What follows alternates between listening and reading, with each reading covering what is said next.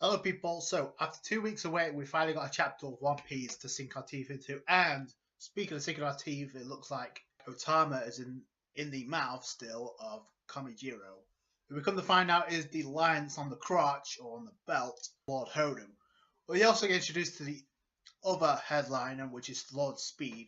So we go to Paradise Plantation. Apparently that's where all the fresh food, the fresh water, whatnot is being stored, or at least being kept, because we see a shipload of fresh food and barrels of fresh water, I'm assuming, or Lord Speed seem to have in their possession, because when they come into contact with Luffy and company, when Luffy sees this, it's just like, why do these guys have all the fresh food and all that? So it's obviously they're trying to bargain with the villagers of Curry Town, because they're outside of Bakura Town.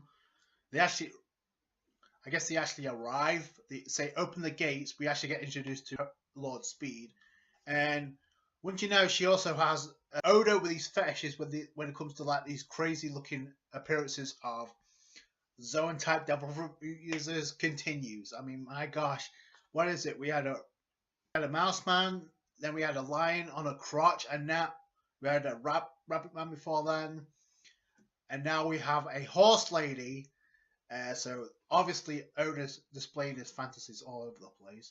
So Lord Speed apparently says she has the ability to see 350 degrees, far into I guess 350 degrees ahead. So interesting. We don't really know what she can do in a fight because we haven't seen that yet. They say open the gates and they make their way to Bakura Town.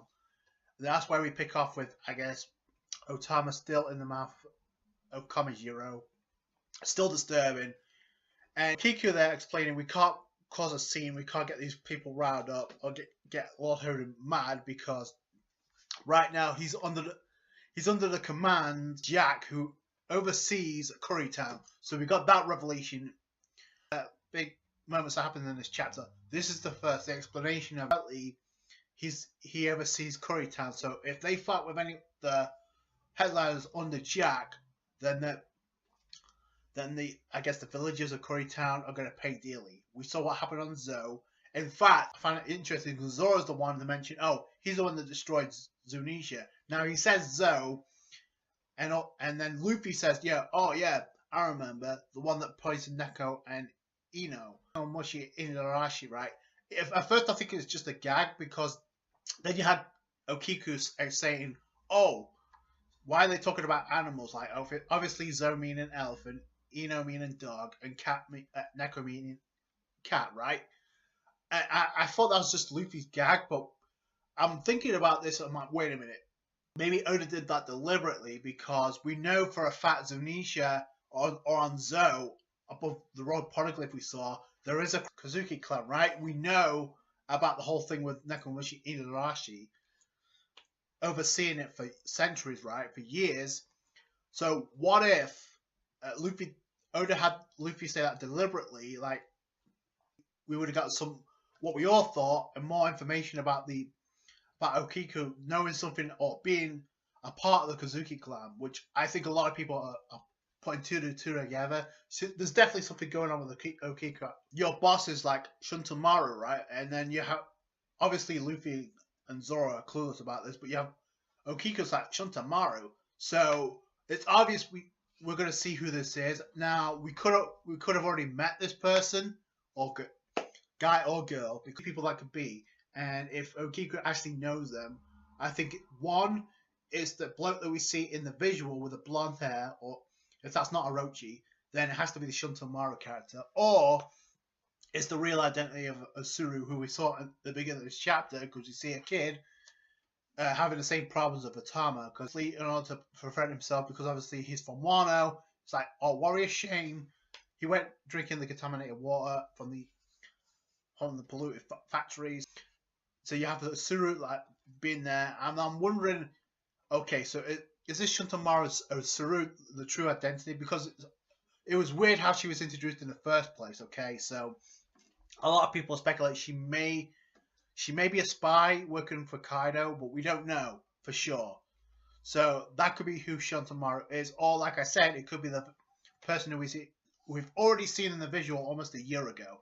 So in fact, I think it was a year ago we saw that the visual of Wano in the event that took place in Kyoto, kind of mentioned that we'll probably get introduced to. And the third and final one, obviously, is what the hell's happening with Law and now I guess with Hawkins, because while this is going on, you got Law with a basket over his head, obviously concealing his identity. He runs into Hawkins. He already knows Hawkins, obviously by affiliation. This is the only one, because it's an isolated country, who knows us of the worst generation. So I need to deal with this fast. Now, Law's implying that he can kill him because if Hawkins recognizes that could be a problem. But again, I ask, why is Hawkins going solo when he realizes he probably can't take Luffy Zoro for sure? I don't think Law is actually going to kill Hawkins. I think there's going to be like a negotiation going back and forth. It's taking place outside Bakura Town, literally on the outskirts, right? So I think this is going to be where the alliance comes into play, like they trade information back and forth. So why would they have that in this chapter? So especially with, it looks like they're going to bail Luffy, Zoro, and Okiku. Look like they're going to be fine, and they're going to head out Bakura Town by the end of this chapter. So we got Luffy pissed because obviously Otama's still in the mouth of obviously Kamajiro, right? Lord Speed, right? And I was hoping this wouldn't be the case, but it looks like the headliners are going to be fodder. We don't really know what Lord Speed can do, but I mean, Hawkins, was he really that much of a challenge for Luffy and Zoro? I don't think so. But we haven't seen what Lord Speed can do. I guess we know what Lord Hodem is all about now after this chapter, and then Luffy decides, Zoro, you deal with the wagon with the fresh food and all that. I'm gonna deal with Lord Hodem, and then you got, I love this because I'm pretty sure Oda's taken notice to all the shippings of Zoro and Okiku already, because then you have Zoro's like, Okiku, I guess we're gonna crash that wagon and steal a bunch of food. So one of the underlings. Now this is again, this is where I wonder, is she weak or is she strong? Because you literally have an underling grab a hold of her, right? It looks like she's acting, but then you have this look of Luffy and Zoro like they don't give a fuck, because they're using this as a distraction. I think that's what happens, because you have Luffy and Zoro with a speech bubble saying "shut." I'm guessing they used an attack, because then Kamijiro gets wrecked, and then Luffy comes in and saves Otama in one motion, right? So I'm guessing Luffy and Zoro used that attack, and Okiku was the distraction, because she really let her guard down again, and she got caught off guard. But then Luffy and Zoro didn't do anything, because they stood with those faces like, yeah, we're just gonna bide our time and get Otama back, and they did. And Luffy comes in, grabs a hold of Otama, and then Luffy realizes what happened to your cheek, and then I guess she tells Luffy that, oh, don't worry about it, it was just pulled with pliers to try and get this. And then Luffy gets pissed off, so pissed off he goes back and tries to attack. He goes to attack Lord Hodem, right?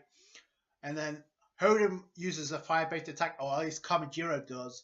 He spits fire from the mouth. Luffy uses Red Hawk, and I think he redirected the blast, and then just one shots Lord Hodem. One shot. That's a headliner, folks. So is that trying to tell us that Luffy? I mean, he should be above. He should be at Calamity level, because look, I mean, he dealt with Katakuri, for crying out loud, and he's starting to use Future Sight. Okay, so I don't want to hear that Luffy should be challenged by a headliner. No, this is exactly what needs to happen. So, and this is Oda telling he's way above headliner, and I think Zoro is too. So I think this is. I personally, I would love to have seen Zoro take this guy out, but Luffy. I mean, we still have Lord Speed, so who knows? You have Kaminu actually grab a hold of Okiku in a split second, and then they go over to the wagon, like to steal the wagon of fresh food and that. Zoro's like, we need. Okiku's like, we need to go, Zoro, and Zoro's like, because he went to deal some more damage. So Zoro was having way too much fun. So he looks bored in all this. So he's like, "Yo, we need to go." Luffy. It ends with Luffy one-shotting a lot. If you guessed that Luffy would one-shot him, congratulations, you win. Because I thought this would actually turn out to be a fight and Luffy would win, but I didn't expect Luffy to take him down that easy. Then again, he only has the white eyes, so he may return at some point, like Urashima. So a lot of people will. But even if he does, what's he gonna do against the likes of Luffy? And again, the fact that Jack was mentioned in this chapter, like if we do anything to screw with Lord Hodum, Jack is gonna come for our asses because he's pissed, or at least terrorize the people that's in this town. So I get the feeling that wasn't done just for shits or giggles. Okay, that information is gonna get back to Jack. He's gonna go rampant, and this is where things are really gonna pick up. I think. So, because otherwise that would never have been meant. We do have Lord Speed left. I mean, Hawkins is dealing with Law, but like I said, I don't think that's going to end with Law killing him because Hawkins has way too much information when it comes to Kaido. We don't really know. So this means if Law is on the assumption that if they recognize this, we need to take him out. Does that mean Law is technically going to have to fight Kid because Kid knows him and we could assume he's been locked up by Kaido, and if he does decide to work under him, which I don't know. He hates Law by affiliation anyway, so it's going to be interesting where this goes from here. But all in all, this is an okay chapter. It got things moving to the next plot, and I guess that's what Oda wanted, which is why Luffy dealt the one shot, the Red Hawk, which was great to see again. The first time we've seen it on Wano, and dealt with a headliner, quote unquote, with Lord Hodum. We have Lord Speed there, but I don't know what she's going to do. I mean, if Zoro's there, and I kind of want to see what Okiku could do in a battle, in a 1v1 without any help. Because it seems like she's putting on an act, but at the same time, she really has a tendency to let her guard down.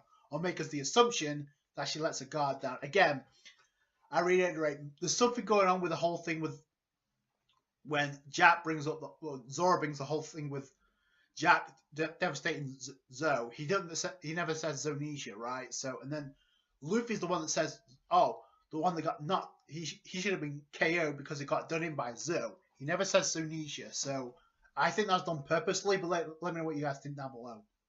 Anyway, that's it from me. Thanks so much for watching. Like this review if you did. Subscribe to our channel for more One Piece. Catch you guys later.